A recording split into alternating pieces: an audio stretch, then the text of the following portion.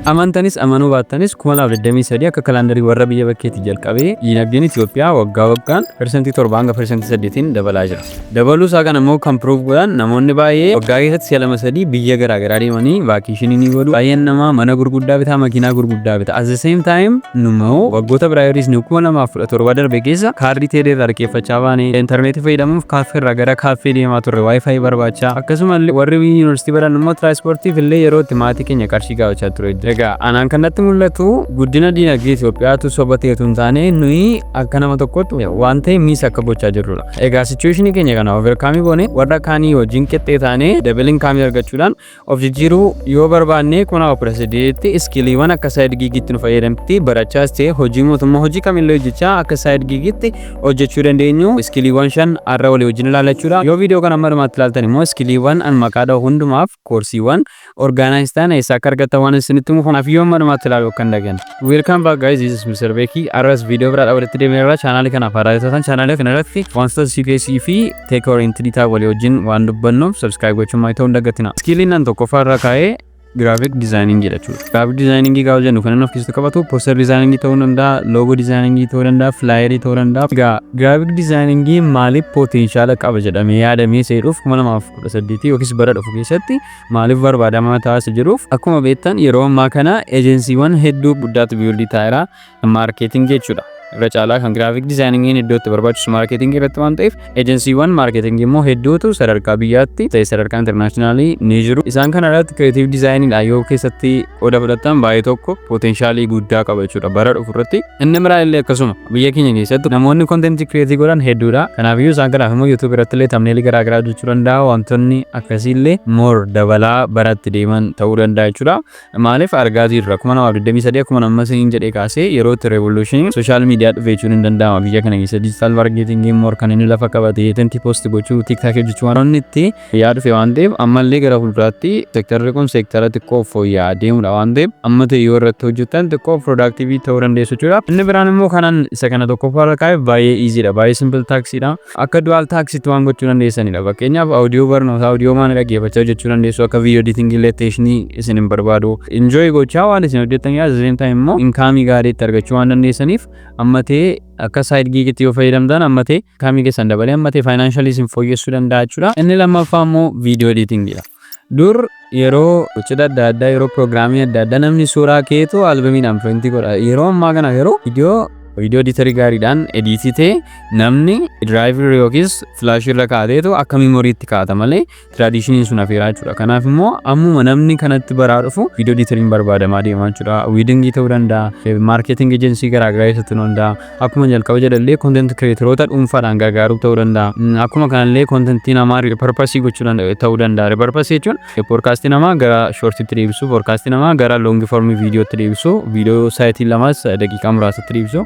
Key moment keessaa katii gootanii deebisu jechuudha. Inni biraan immoo promotional video akkuma isiniin jedha marketing agency keessatti illee Facebook irratti ta'uu danda'a, TikTok irratti ta'uu danda'a, Instagram irratti ta'uu danda'a. As far as your editing is best namni isin jibbuun jiru jechuudha. Editingin keessan haga gaarii ta'etti, haga filatamaa ta'etti, haga sirriitti story sana teelii gootanitti namni kamuu isinii kaffaluuf qophii jechuudha. Video editing irratti hojjechuu barbaada. Isa kaan dhagahuun barbaadu warri jettan immoo video garaagaraa kana irratti linkii isiniif kaa'eera. Video kana yoo ilaaltan video editing eessarraa jalqabnee isa tokko xumuruu dandeenyu maal akka nurraa eegamu maal detail akka gochuu qabnu fi maal akka goone hunduma isaa seentanii ilaaluu dandeessu. Egaa inni sadaffaan immoo web designing jedha jechuudha. Web designing is akkuma warra kaan jalqaba kaasee baay'achuu marketing agency irratti hundaa'a. Fakkeenyaaf reestooraantiin ta'e or suuqiin ta'e yeroo ammaa kanatti websaayitii salphaasaa warra landing page warreen nu basically warra WPS hojjetaman ta'uu danda'a. Websaayitii akkasii ni barbaadu. Maaliif tokkoffaa kaastaamarii isaanii sirriitti track gochuudhaa fi online orderii waan akkasii waan jiruuf sirriitti presence isaanii build gochuudhaaf social media irratti waan akkasii irree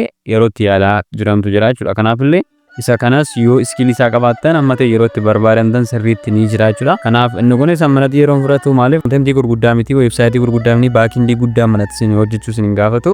Waan simply ta'e front end attractive ta'e productii jara sana bitatan gochuu danda'u yoo hojjechuu dandeessanii kan isin hin barbaadamneef hin jiru jechuudha. Kanaaf iyyuu inni kunis isa gaariidha jechuudha. Inni biraa immoo photo editing or photo retouching jedhama. Namoonni siilii fakkaachuu danda'a garuu baay'ee simbiliidha akkasumas immoo potenshaala qaba maaliif amma kana namni kaameraamaanii ta'e tokko suuraa kaasee galee editii gochuudha yoo namatti kenne isaafis efficientii hojii isaa kan hojjetu jechuudha kanaaf iyyuu maal goota gaafa namoonni suuraa kaasan yookiis wiidingii ta'uu danda'a piroogiraamii adda addaa irratti gaafa namni footoo kaasan ga'een keessa ritachii gochuudha jechuudha ritachii gochuu yeroo inni meebii laayit ta'uu danda'a iskiin toonii ta'uu danda'a waan akkasii moodifaayi gootanii too ajjestii gootanii laattuuf jechuudha kunis ammanatti hojii guddaa isin hin gaafatu footoo tokko editing goonaan presetii sana fudhattanii copy paste iddootti gootan illee ni jira kanaaf baay'ee simpliidha garuu akka side gigitti amma ta'e isin gargaaruu jechuudha maaliif kun filatamaa ta'e utuu barattanis ta'e utuu hojjettanii simpli waan ta'eef akka multi-tasking hojjechuu dandeessu hojii baay'ee salphaadha waan ta'eef saayitii dheeraa isin fudhatu